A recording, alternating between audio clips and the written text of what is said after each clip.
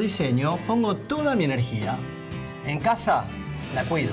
Si salís de tu casa, ahorra apagando el piloto de los artefactos a gas. Cuidemos el gas. Es un mensaje de las distribuidoras de gas natural. Guillermo, muy buenas noches. Un gran gusto de que estés acá. Mucho gusto, Estoy muy encantado. contento. Gracias, Carlos, igualmente. Bueno, querría empezar por lo que anticipé, que es que nos cuentes desde la consola, desde la que vos mirás el Estado, la política, qué significa para la Argentina la irrupción de estas novedades internacionales. Empezando por lo que está pasando en Medio Oriente. Yo sé que desde tu agencia, desde la jefatura de gabinete, estuvieron trabajando todo el fin de semana en ver cómo se puede proteger a los argentinos que están en el Líbano, pero me gustaría más que nos expliques qué significa para la Argentina en términos políticos, en términos de su inserción internacional, esto que parece ser un conflicto que escala de manera inminente. Sí, la información que recibimos de Israel es que se espera un ataque muy fuerte de parte de Irán hacia objetivos amigos de Israel, y nosotros en función de eso hemos tomado algunas medidas para proteger a los argentinos y los diplomáticos que están en el Líbano, porque ese sería aparentemente uno de los objetivos del ataque, ¿no? Con lo cual la realidad es que todo producto de una situación que ha escalado a partir del ataque de Hamás en octubre pasado y que generó las reacciones de Israel. La posición de la Argentina internacionalmente es la defensa del Estado de Israel ante los ataques terroristas que ha sufrido, ¿no? Así que obviamente eso nos genera una relación. Israel ha tenido la deferencia de avisar esto a los miembros de la OTAN y a la Argentina, que considera a sus aliados, porque son en definitiva ataques terroristas que repudiamos. Nosotros ya hemos sido objeto de ataques terroristas en el pasado, en los cuales, según las investigaciones que se han hecho, Irán tenía responsabilidades, de modo que sabemos de qué se trata y sabemos a quién hay que cuestionar internacionalmente, ¿no? ¿Y vos pensás, a raíz de esto que acabas de decir, que puede haber alguna vulnerabilidad acá en territorio argentino en este momento, o es algo que hay que descartar porque el escenario de la guerra es aquel? Bueno, yo creo que el escenario de la guerra es aquel, claramente, ¿no? Pero uno nunca puede descartar y tiene que estar atento, porque nadie podía hacer suponer cuando sufrimos el ataque a la Embajada de Israel o el ataque a la AMIA que íbamos a ser objeto de atentados de esa envergadura.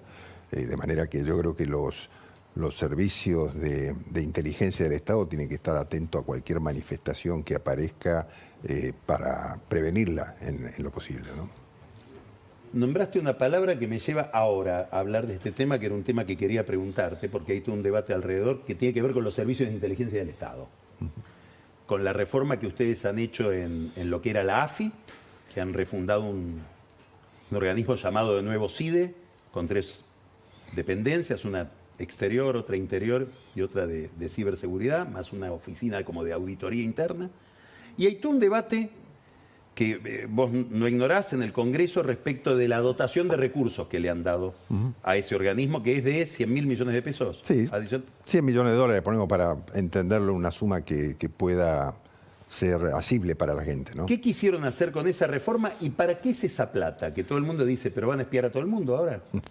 No, a ver, si lo menos que hay que hablar cuando uno habla de inteligencia es de espía, digamos. Inteligencia es aplicarle inteligencia a lo que vos señalabas recién, ¿no? A lo que uno recibe como información de afuera, a lo que tiene de información de adentro, y a la ciberseguridad, digamos, que son temas de fundamental importancia. Lo que nosotros detectamos cuando asumimos el gobierno, que generamos una intervención de la AFI durante 6 meses, es que como organismo estaba absolutamente desmantelado y no le proveía ninguna información, no tenía ni capacidad técnica, ni profesional, ni material para hacer frente a lo que debe ser un organismo de inteligencia, ¿no? Y yo creo que digamos, ponerle inteligencia a la criminalidad, ponerle inteligencia al delito, ponerle inteligencia a la seguridad, son elementos clave, pero no la inteligencia como se la concebía en periodos anteriores, sino ponerle inteligencia significa ponerle profesionales capacitados, ¿no? Ingenieros, expertos en las distintas áreas, matemáticos, gente que sepa cómo analizar información y cómo analizar datos. De manera que tan desmantelada estaba que nosotros hicimos un análisis de con qué recursos contaba históricamente el sistema de inteligencia en la Argentina, lo que era la CIDE oportunamente, y vemos que llegó a tener presupuestos anuales del orden de los 250 millones de dólares y llegó a tener un presupuesto en el último año la AFI de 50 millones de dólares, con lo cual quedó absolutamente desfinanciada. Y la realidad es que demostró en los hechos, tanto aquella como esta, demostró en los hechos que no era capaz de analizar y comprender hechos de la realidad que sucedieron en la Argentina. Mencionábamos recién Embajada de Israel AMIA, pero también podemos mencionar como casos emblemáticos el intento de magnicidio contra la ex vicepresidenta de la Nación, que fue un hecho donde no hubo ningún elemento concreto, ninguna información que pudiera prevenirlo.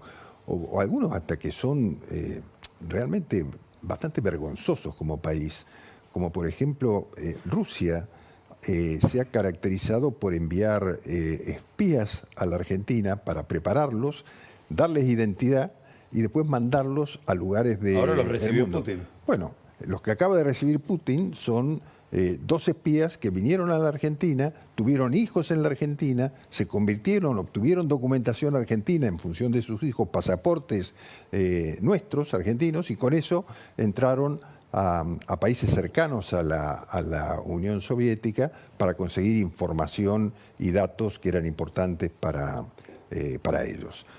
No fuimos capaces de detectarlos. Entonces yo digo, todo este tipo de situaciones que se plantean en la Argentina y que la encuentran casi inerme en su posibilidad de hacer análisis nada más y saber, bueno, acá puede pasar esto, ahí están estos datos, está esta información, hasta ahora no lo hemos hecho.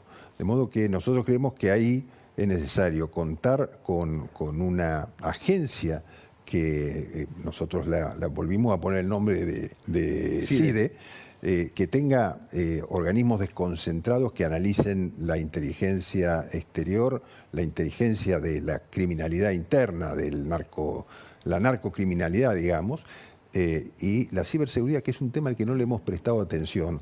Pero cuando nos pusimos a analizar este tema, hemos puesto un especialista en este tema al frente de esa agencia, hay la banca privada, por ejemplo, para temas de ciberseguridad, destina presupuestos enormes. Un banco comercial internacional, pero en su sede en la Argentina, destina 50 millones de dólares anuales nada más que para ciberseguridad. Y en el orden internacional, un banco internacional destina 1.000 millones de dólares por año para la ciberseguridad.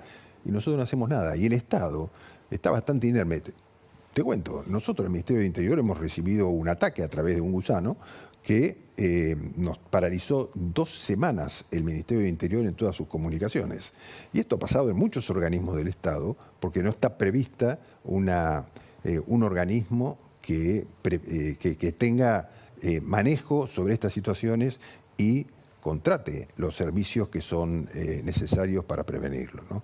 Así que queremos discutirlo, por supuesto, en el Congreso, por eso enviamos los decretos de necesidad y urgencia al Congreso de la Nación inmediatamente, porque queremos ir a discutir. Yo he escuchado las voces de aquellos que creen que es una suma exagerada de presupuesto, pero nosotros creemos que es una suma absolutamente razonable para montar un sistema de inteligencia que ¿Esa suma está destinada a la CIDE o está destinada a todos los organismos de inteligencia que tiene el Estado? No, está destinada en parte a la CIDE y a los organismos desconcentrados, pero también va a asignar de ese presupuesto recursos específicos para temas específicos que se traten con las distintas fuerzas de seguridad que tienen a su vez sus propios sistemas. O sea, Fuerzas Armadas, Gendarmería, sí, Policía. Exactamente. Te quiero llevar de nuevo a la cuestión internacional.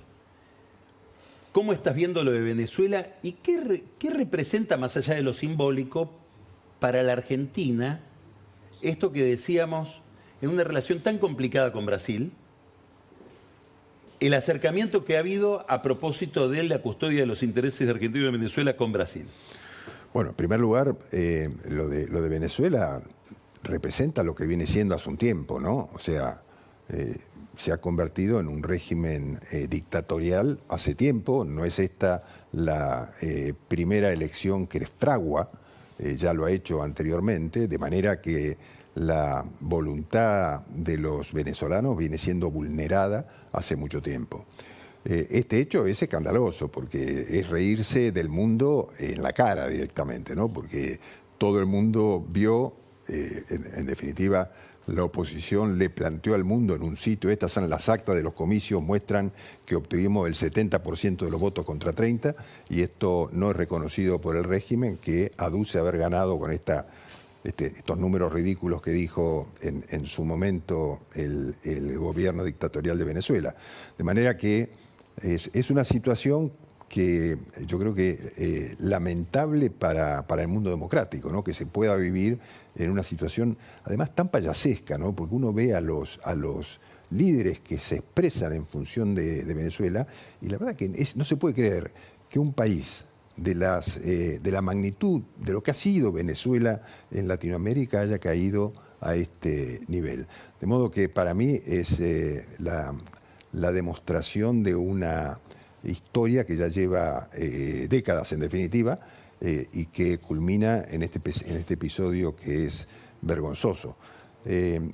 Con respecto a Brasil, que vos señalabas y lo marcabas muy bien en tu exposición inicial, es que yo creo que, como vos decías, los pueblos de las naciones, Argentina y Brasil, son naciones que están sólidamente unidas porque tienen, por muchos temas, pero fundamentalmente porque tienen muchos intereses en común, y que se hacen necesarias recíprocamente. Y eso, ninguna circunstancia particular de quienes están circunstancialmente al frente de esos países, la diferencia que puedan tener, ideológica o lo que sea, puede romperlo. Son países que se necesitan recíprocamente.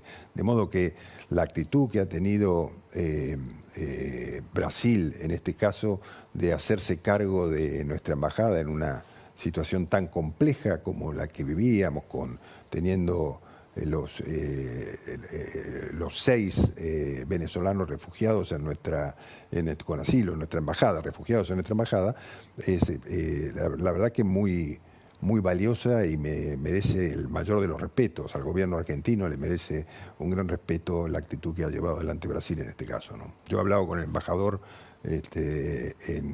antes y después, en el momento que estábamos transitando esa situación tan compleja de los momentos iniciales, porque Argentina tenía que velar por la seguridad de los venezolanos que estaban asilados en su embajada, y al mismo tiempo estar previendo lo que terminó siendo la expulsión de nuestros diplomáticos allí, y ver cómo se iba a hacer ese momento, ¿no? En un momento hubo una cierta inseguridad, ¿no?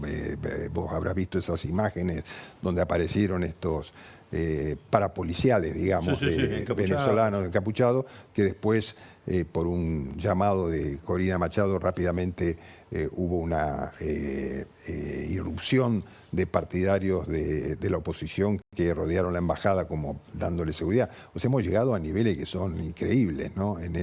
Pero bueno, a mí me parece que es muy, muy valiosa y debe ser reconocida la actitud de Brasil de haber asumido ese compromiso con la Argentina, ¿no? Te quiero llevar a las declaraciones de Macri, no por la declaración en sí misma, que después te voy a preguntar, sino porque nos da pie para que nos cuentes un poco cómo funciona el gobierno. Caracterizamos cómo es el funcionamiento cotidiano del gobierno. Bueno, yo creo que hay... ¿Qué papel juega el presidente? Sí. Más o menos lo sabemos todos, pero hay personajes que uno no termina de entender cuál es su rol. Santiago Caputo es uno, Karina Milei es otro. Después hay que ver cómo te manejás vos, manejando ese concierto de ministros, etcétera. Primero, hacenos una caracterización de la dinámica del gobierno. El presidente preside el gobierno, no solamente la nación, ¿no? O sea, él tiene reuniones de gabinete semanalmente. Al principio eran diarias, después 2 veces por semana, ahora es 1 vez por semana, donde conversa con sus ministros de todos los temas que son de actualidad o de trascendencia, digamos, de los ministerios. Y después, lo que vos señalabas un poco al principio de tanto de Karina Milei como de Santiago Caputo, son 2 personas de confianza del presidente, y una, obviamente, su hermana es la secretaria general, es la que maneja su agenda, sus tiempos, y también tiene una función en la organización política del espacio La Libertad Avanza, que es muy importante. Y es muy reconocida por la militancia política del espacio como poco quien es la organizadora, ¿no? Y Santiago Caputo es una persona de extrema confianza del presidente. Juega, digo, es como que juega permanentemente en varias canchas, ¿no? Porque maneja los temas que le encomienda el presidente y lo maneja con precisión, al margen de su juventud. Yo lo conocía a Santiago hace 2 años y pico, en una de las veces que vine a Buenos Aires, y Javier me dijo perdón, presidente, me dijo que hablara con él para... En aquel momento era Javier. En aquel momento era Javier, sí. Él me dijo que conversara con Santiago para analizar la situación, cómo se veía el electorado, el mensaje, el discurso, etc. Y me impresionó como pese a su juventud, ya estaba curtido por alguna experiencia en análisis político, ¿no? Incluso él en su momento formaba parte del grupo que asesoraba al PRO, a Cambiemos, en aquella etapa, y había hecho mucha experiencia, y él veía, me lo contó en ese momento, en Milei la expresión de lo que la opinión pública argentina, de lo que la ciudadanía argentina estaba esperando para romper con el sistema anterior de la política, ¿no? Y él lo interpretaba muy bien, y yo creo que él fue marcándole al Javier en ese momento los distintos pasos políticos, tanto en la demostración del armado político como el futuro de la gestión, ¿no? Así que me parece que juega un rol muy importante, y sobre todo me parece que es importante que quien ejerce una responsabilidad tan especial como la de ser presidente de la República tenga personas en las que confía plenamente y le da una instrucción y sabe que la va a llevar adelante de la manera que se la plantea. Y yo creo que eso es Santiago Caputo, ¿no? Macri dice, el equipo no funciona, queremos ayudar y no nos dejan. Visto desde el gobierno ese mensaje, ¿cómo lo interpretás? Bueno, ¿qué les quiere decir, más allá de lo literal? No, a ver, yo creo que el presidente Macri estaba asumiendo la presidencia de su partido, que es en definitiva la criatura que él vio nacer, armó y dirigió durante 20 años, y que lo llevó a distintas responsabilidades de gobierno en la ciudad y en el gobierno nacional, y él estaba reasumiendo eso, entonces quiso expresar una posición de diferencia con el gobierno del presidente Milei. O sea, señala su acuerdo con el rumbo, e incluso más allá, él habló de la convicción y del coraje que tenía Milei para llevar adelante esos cambios, y cuestionó como al equipo, ¿no? Como diciendo, bueno, hay algunas cosas que no están funcionando, y dirigió también un poco sus críticas al entorno. A mí, la verdad, no. Yo entiendo la posición de Macri, y además también tengo que reconocer que tanto el PRO como la Unión Cívica Radical en el Congreso nos han ayudado mucho. Macri ayudó en su momento para la segunda vuelta electoral como líder de ese espacio, y el apoyo que expresamente dio la fórmula presidencial para la segunda vuelta, ¿no? Y después en el Congreso dieron un apoyo total, y la verdad que esto es muy importante, porque sin ese apoyo no hubiéramos podido nosotros, con un bloque tan pequeño en ambas cámaras, nos hubiera sido imposible poder aprobar estas leyes que nos han permitido modificar tantas cosas en la Argentina, de las que podemos hablar largamente también. Pero cuando a mí me dicen esto de funcionarios que no funcionan, o hizo cuánto, yo digo, a ver, ¿por qué no analizamos un poco eso? Porque la verdad, yo digo, hemos pasado de la asunción del 10 de diciembre hasta ahora, 5 de agosto, prácticamente 8 meses, ¿sí?, de gobierno. Y en esos 8 meses conseguimos cosas que no había conseguido ningún gobierno en la Argentina. La eliminación del déficit, no solamente del déficit financiero, ¿sí?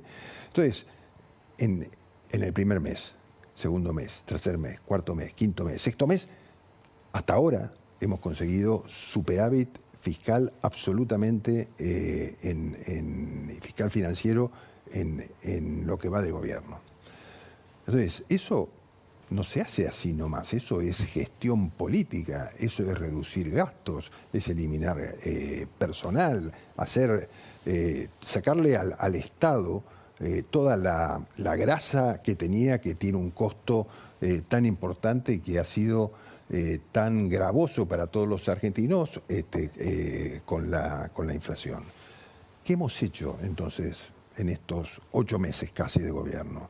Hemos bajado la inflación del 300% anual o, como lo ha dicho varias veces el presidente, del 11.000% anual si se considera la inflación diaria en la que estábamos navegando al asumir el gobierno, a llevarla a los niveles actuales de inflación. Y si vos mirás yo escuché también algunos comentarios que vos hacías sobre una encuesta de AIME, pero sí, yo también quiero verlas en perspectiva las cosas, porque no es la información que no coincide con la que tenemos nosotros, ¿no? Que la que tenemos nosotros... ¿Cuál es la de ustedes? La que tenemos nosotros marca que estamos en los niveles más altos de aceptación del presidente Milei desde que comenzó la gestión hasta ahora, ¿sí? Esto es alrededor del 52, 53%. Pero además, cuando uno ve las proyecciones de lo que se espera, tabla del REN, por supuesto, que marca que se espera durante el año próximo un crecimiento del 3% y una inflación del 40% anual, o la que hace el JP Morgan, que es del 4% de crecimiento el año próximo y el 30% de inflación anual, o la que pensamos nosotros, que va a ser mucho menor la inflación, porque hemos dado todos los pasos necesarios para que la inflación sea cero. ¿Sí? Porque no solamente hemos cortado el déficit, sino además nos hemos comprometido a no emitir más.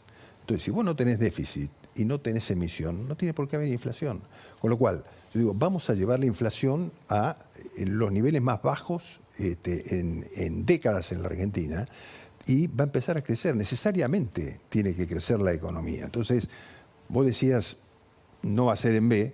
Bueno, puede ser que hemos pasado unos meses recesivos, producto de que hemos cortado gastos de todo tipo. Es muy fácil generar actividad económica si uno cuenta con el financiamiento de los bancos o si cuenta con la posibilidad de emitir. Pero hoy el Estado Nacional no le pide plata al sistema financiero, con lo cual el sistema financiero hoy tiene plata para poder invertir en el sector privado, cosa que antes no pasaba. Entonces, ¿qué tienen que hacer los bancos hoy? Y tienen que salir a buscar clientes en el sector privado, tienen que decirle a la empresa, che, tomen crédito, inviertan. Entonces, yo digo, por ese lado vamos a crecer, porque el Estado ya no compite con el sector privado por los bancos. Después están las inversiones que va a traer el RIGI. Ya hemos tenido esta discusión con la provincia de Buenos Aires sobre el tema del GNL, pero digo, lo que va a haber va a ser una fuerte inversión para desarrollar el gas de vaca muerta y poder exportar gas licuado, más allá de dónde esté la planta, que va a estar en Río Negro, pero más allá de eso va a haber una inversión muy grande ahí. Va a haber mucha inversión minera.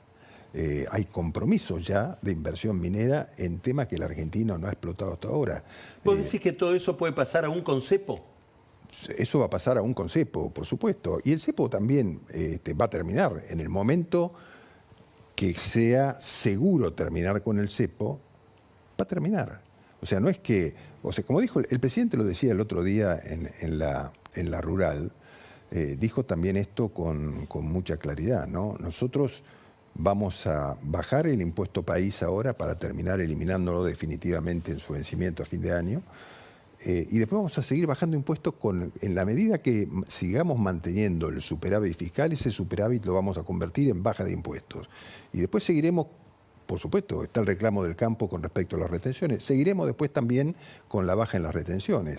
Pero todo esto tiene que estar unido a un mantenimiento del superávit fiscal. Como van a empezar a incrementarse los ingresos por la actividad económica, yo creo que vamos a entrar en un ciclo positivo de la economía. Te hago la última pregunta. Sí. Al revés de lo que podría pensar Macri, que es esta economía se complica, empieza a haber malestar por la recesión, etcétera, y hay espacio para una diferenciación y para hablarle al que le gusta el rumbo pero no la práctica, no. El panorama que vos me estás pintando, si yo tuviera que sacar una conclusión política, es esta gente piensa no necesitamos de nadie, porque ya los votos vienen solos, y Macri si quiere que venga o no, los radicales si quieren venir que vengan o no, pero vamos a una aventura basada en Milei, y en todo caso en la libertad avanza, y los demás adherirán o no. ¿Ustedes están en esa postura mirando las elecciones del año que viene? No estamos en esa postura. ¿Y qué lugar imaginás que ocupa el PRO, que ocupan los radicales, que ocupan los otros actores con los cuales se han venido legislando? Yo creo que vamos a trabajar en conjunto con la mayoría de ellos. Obviamente puede ser que haya algunos de esos actores que prefieran jugarse en una posición política independiente. Ahora, Carlos, yo creo que me parece que es bastante claro, porque en definitiva lo que define es el voto de la gente.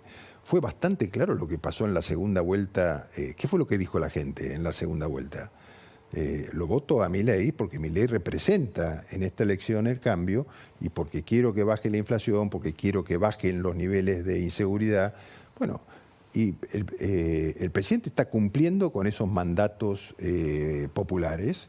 Entonces, vamos a llegar a las próximas elecciones, la que sean, la de medio término, las elecciones del 27, y la gente va a decir, bueno, ¿se cumplió con esto por esta vía? ¿Se cumplió con el cambio o no se cumplió? Y yo creo que ahí estamos todos los que fuimos, yo no fui votado yo en particular, sino todos los que fueron votados, el sector que votó por el cambio. Entonces no me parece que haya espacio para disputar entre gente que tiene un electorado muy común. Yo creo que vamos a trabajar en conjunto y además estamos dispuestos a trabajar en conjunto. No es que estamos pensando en cerrar la puerta a otros y hacer... No, nosotros estamos dispuestos a trabajar, lo dijo el presidente del primer día, estoy dispuesto a trabajar con todos los que abracen las ideas de libertad.